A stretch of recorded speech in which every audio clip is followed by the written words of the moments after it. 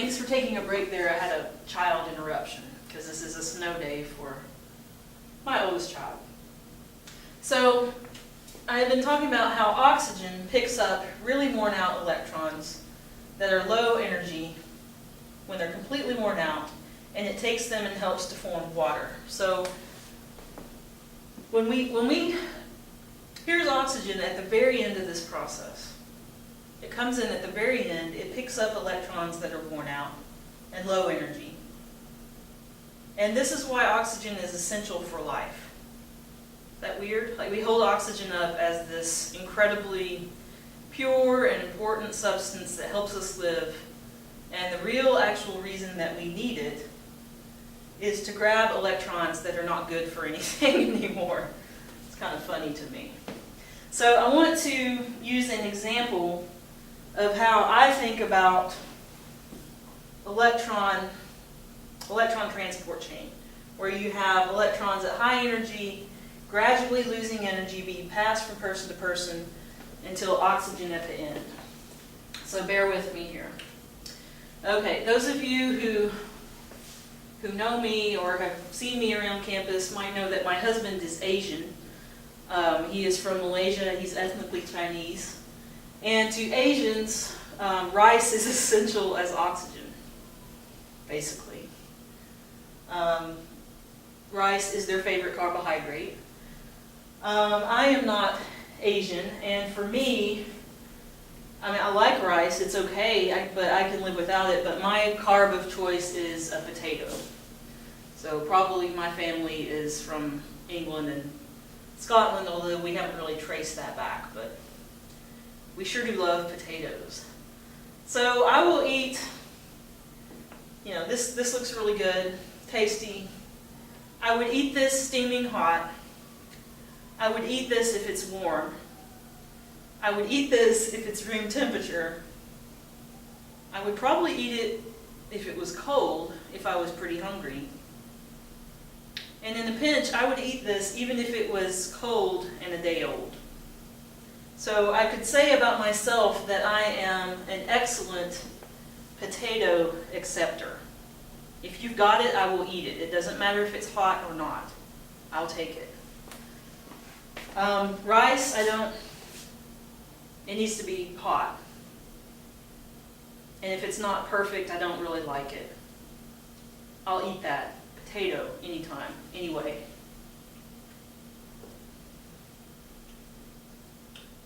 Go back a slide. So, if a potato is an electron, I'm like oxygen. Even when the potato is not at its best, I'll take it. I'll eat it. So if you think back toward the beginning of class, I mentioned that oxygen is very greedy for electrons. It's very electronegative, which means that it loves to get electrons and it loves to pull electrons to itself. That property of being electronegative is what allows oxygen to take these tired, poor, huddled masses of worn-out electrons, take them, use them to form water, and remove them from the electron transport chain after they have no energy left. That's why we need oxygen. We need oxygen to be the acceptor of the worn-out electrons that come out of this chain.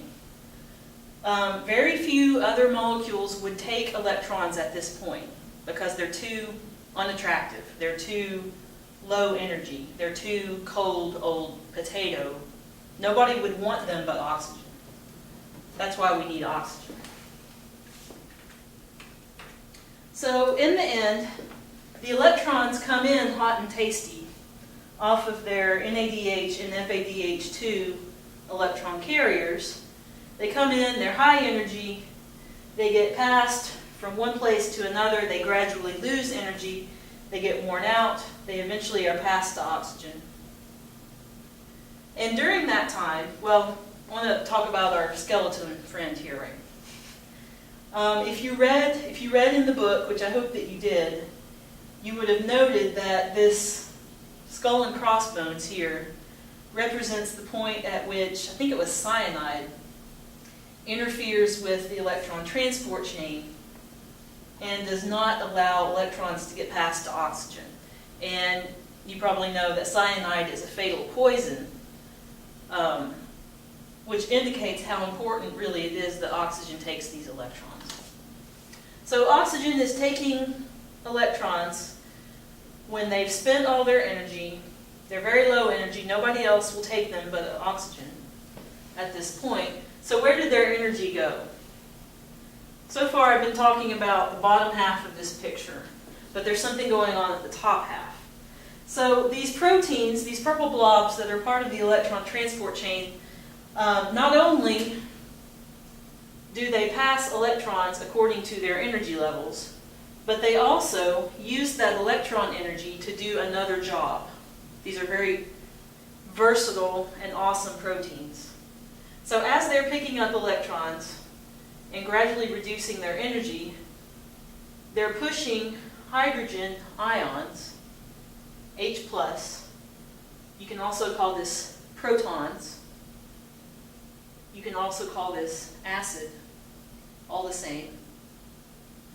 These electron transport chain proteins are pushing hydrogen ions from the matrix side of this inner mitochondrial membrane, pushing these from the matrix up into this space between the membranes.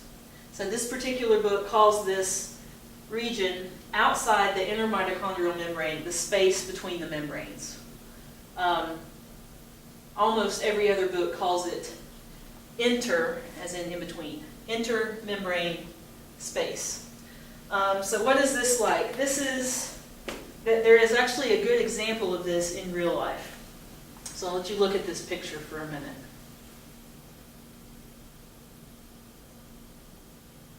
This is a picture of the subway in Tokyo, Japan, and you will notice that this man in the uniform is pushing these people into the subway. That is his job. His job is to push people into the subway, into the subway car, so that they can get maximum load in the car and get people to work faster. This is very un-American. This would also be one of my worst nightmare situations, to be crammed in with people to that extent. But these people expect this when they go to work every day. For this man to push them onto the subway car. So notice he is bracing himself with this leg and he is leaning on them to push them into the subway car, and he's using energy to do this. So to me, this is like these electron transport chains using energy to push, to pack, to crowd together these hydrogen ions, or these protons, into the intermembrane space. And so if this man is an electron transport chain protein, he's getting his energy for pushing from the energized electrons. And he's pushing people into the subway car. So the energy from the electrons that are coming down the chain is being converted into a chemical gradient. We have electron energy being used to push hydrogen ions, or protons, into this space and crowd them in there and make a gradient.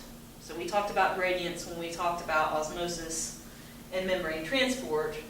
So imagine now that you are a proton or a hydrogen ion packed into this subway car with too many other protons or hydrogen ions, and you want to get out now. I mean, if it were me, I would just be so ready to get out of the subway car. For God's sake, please let me out. But they can't come out because they can't cross this membrane.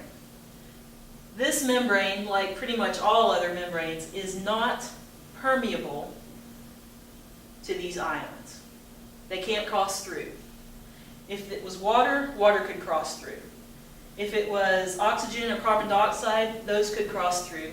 These cannot, so they're stuck out there, crammed into the intermembrane space until they reach a doorway. So if you're on the subway car and you're finally make it to your station and the doors open, oh, you go out. You run out. You're so happy. You rush down your chemical gradient when there's finally a door to let you out.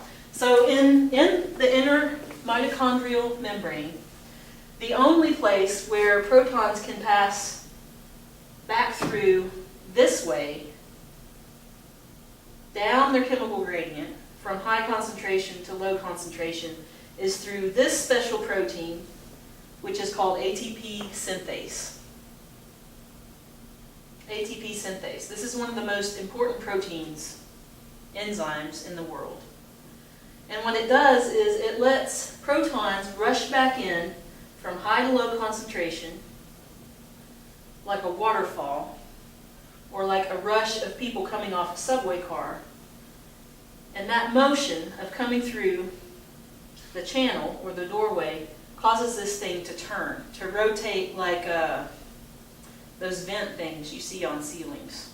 So those it would be upside down, but hot air is coming out of the attic vent. That's what it is. It's attic vent. And it's turning. So the rush of protons, hydrogen ions coming through, turns this like a rotor or something. And that energy produces ATP from ADP and free phosphate. Lots of rushing through, lots of spinning, lots of energy to put this phosphate onto ADP and form that high energy phosphate bond in ATP that the cell will then use as its battery, as its energy supply.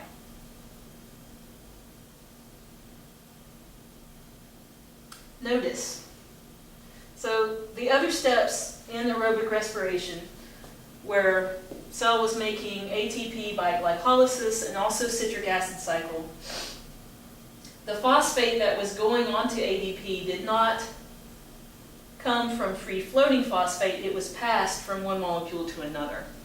And I said that that was chemiosmotic phosphorylation. Or other books will call it substrate level phosphorylation. In this case, this is enough energy to take floating phosphate and put it together with floating ADP to make ATP. Not just make ATP, make lots of ATP. So that's how the cell makes most of its ATP, is in the electron transport chain. So this picture, if this is the book you're using, this picture is your best friend. This is a wonderful picture because I want you to have memorized what are the steps, these 4 steps, what are the steps of aerobic respiration, spelled correctly. Where do they happen? Cytoplasm, mitochondrial matrix, mitochondrial inner membrane, that's where they happen. What are the starting and ending carbon materials? What's glycolysis start with carbon-wise, and what does it end with carbon-wise? What does this step start with and end with carbon-wise? What does this step start with and end with carbon-wise in this one? And also memorize how many energized electron carriers get made in each step and how many ATP get made in each step. And most of that information is on this picture. So notice, glycolysis, there were 2 ATP made by direct synthesis. This is what this book calls substrate level phosphorylation. That was an error that I said just a minute ago. That was an error. This ATP production and this ATP production are substrate level phosphorylation, not chemiosmotic. So glycolysis made 2. This step made none. Citric acid cycle made 2. Electron transport chain made 28. 28. That's a lot more than 4. A lot more than 4. Most of the ATP that come out of glucose burning are made in electron transport chain. 28 out of 32 total. So I want to put in here on this picture, let's add in the information about starting and ending carbon materials. So in glycolysis, we start with a 6-carbon glucose, and we end up with 2 separate 3-carbon pyruvates. Remember that pyruvic acid, pyruvate, different forms of the same substance. Okay, in this step, we start with, notice how the end of the last step is the beginning of the next step? In this step, we start with 2 3-carbon pyruvates, and we end up with 2 2-carbon acetyl-CoAs. Where'd the carbons go? That's a good question to ask yourself. Where'd these carbons go? Citric acid cycle, we start with 2 2-carbon acetic acids. The CoA fell off before we got to this point. And we end up with what? We end up getting rid of 4 carbon dioxides. In electron transport chain, there is no carbon coming into this. All the carbons have been used up already. But we do have, in this step, oxygen getting electrons and a couple of hydrogens and turning into water. So for this step, maybe don't know the carbons that go in and come out. No, oxygen goes in, water comes out. This figure is critical. You must have all of this stuff memorized for the exam.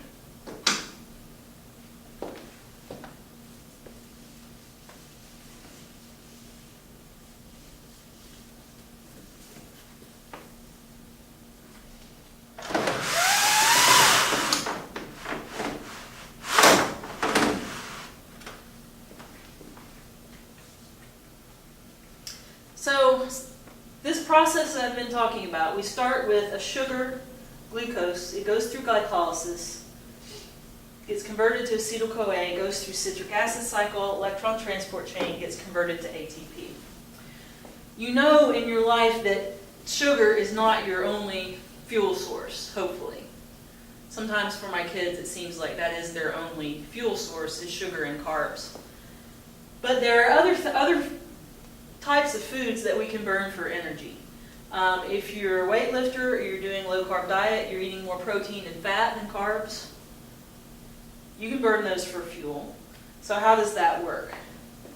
That works by these other energy sources using this same general process to burn fuel to produce ATP, except depending on the substance, it will enter the chain at different points. It will enter the chain at different points. So if I don't know when you would do this, if all you ate was fat, some of it would enter the chain, some of the fat breakdown products would enter during glycolysis, some of them would come in at this step in the process. You could still make ATP from fats.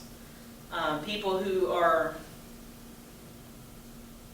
like stranded in the wilderness and living off their fat reserves, or like bears that hibernate and they're burning off their fat.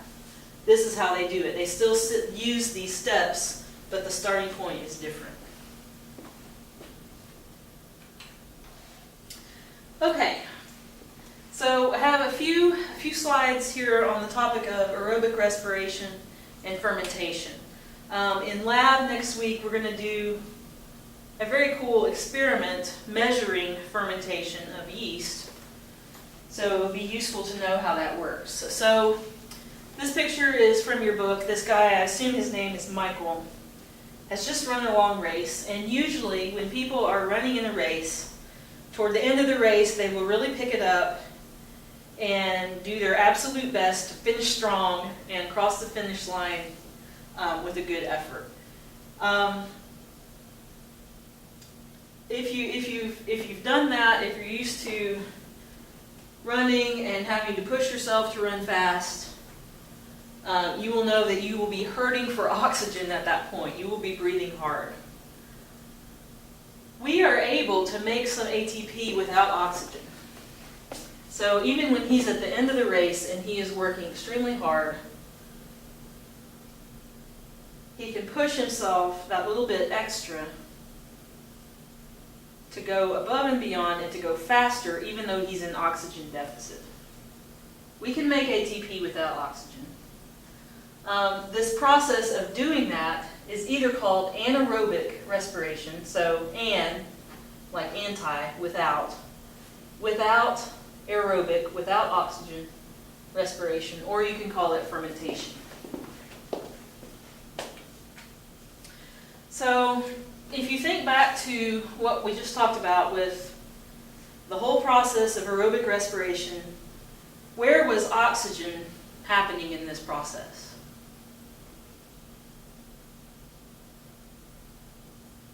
That must be what Dora feels like when she asks a question and waits for the weights. Where is oxygen in this process? Oxygen did not come in until the very end to pick up those worn out electrons from the electron transport chain. So if there is no oxygen, this is the important question. If no oxygen is available, or not enough oxygen is available, like Michael at the end of the race, what happens to all of this? If you don't have oxygen at the end, what happens to all of this?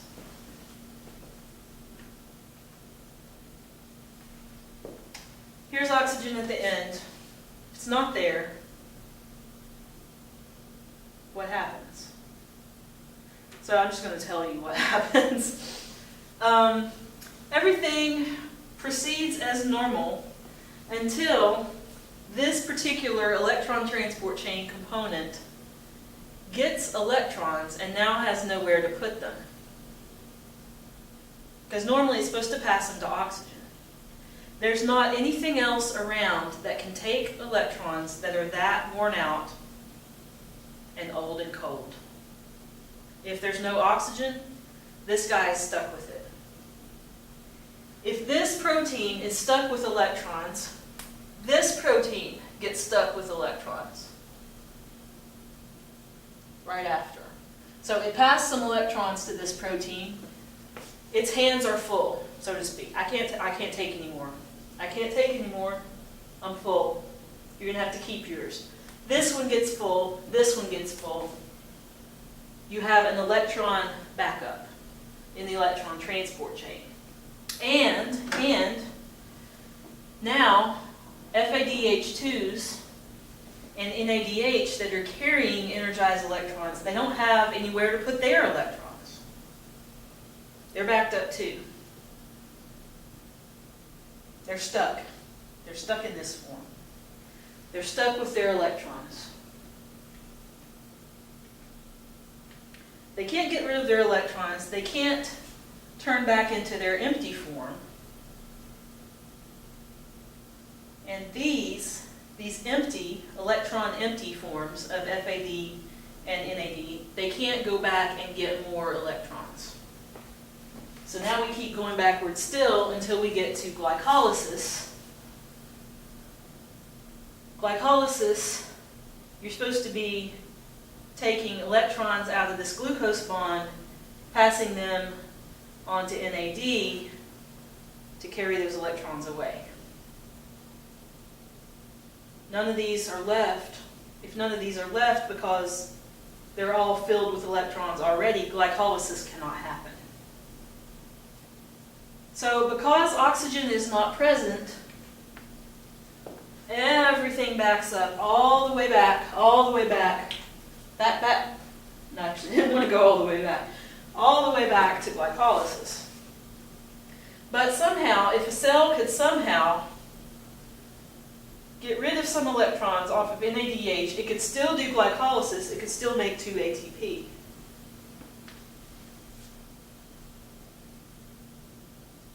If a cell could somehow let NADH get rid of its electrons and come back and pick up more electrons from the glucose bonds during glycolysis, at least glycolysis could still happen.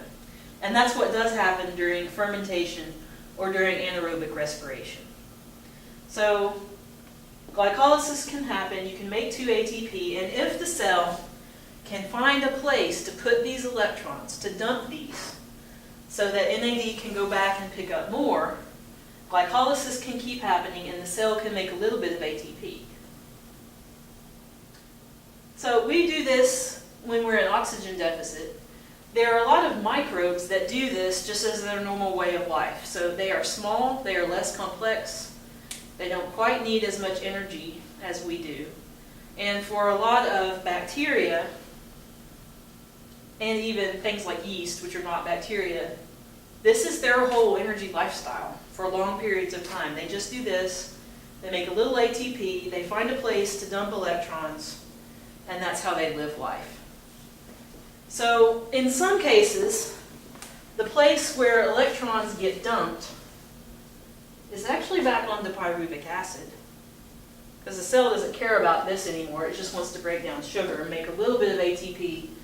If the electrons can go back onto pyruvic acids and then make something new, it becomes lactic acid. If you're an athlete and you have lactic acid buildup in your muscles causing pain, that's where it comes from. NADH had to have a place to dump its electrons, that makes acid. So sometimes during fermentation the product is acid. Sometimes, that's what I meant to say on this slide.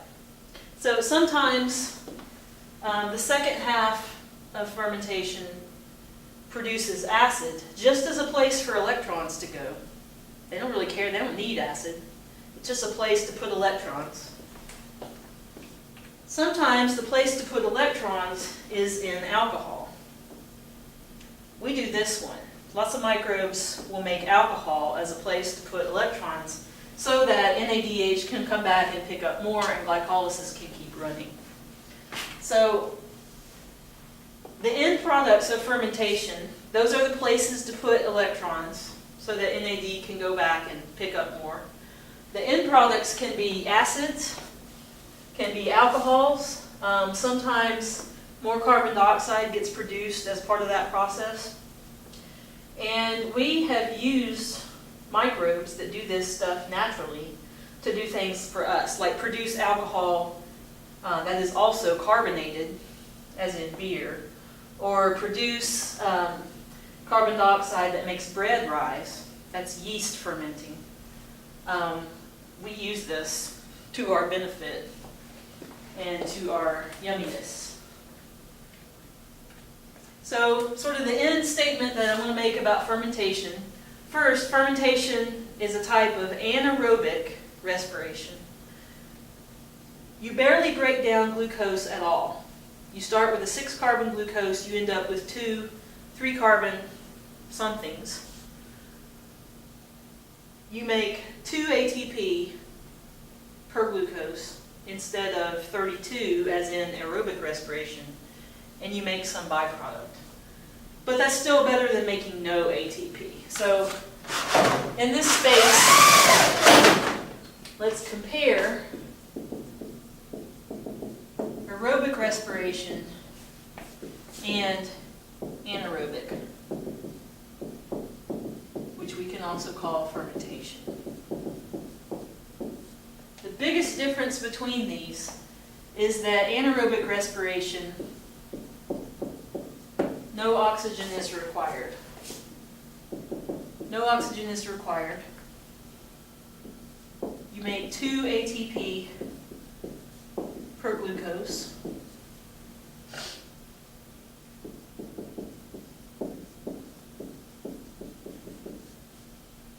products can be different things depending on the organism. Can be acid, can be alcohol, can be CO2, it can be a mixture of those, it can be all of those, it depends on the organism. And no mitochondria. Mitochondria are not involved in this.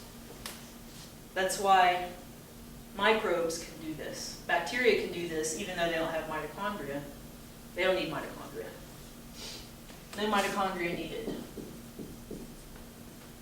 Aerobic respiration. It's aerobic, it requires oxygen. It makes, I'm just going to put yes, oxygen.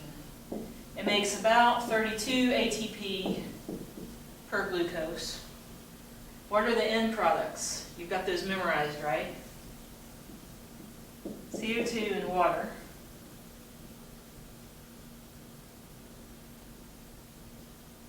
If you're in principles of biology, mitochondria are needed for this.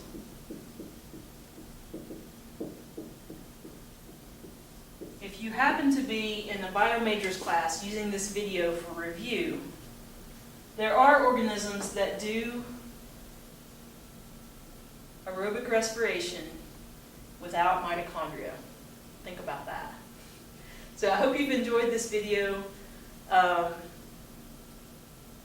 somewhat enjoyed making it. I was nervous about making it, but it was fun for me. I hope it's somewhat fun for you and that you learned from it. So I will see you in class soon. Bye.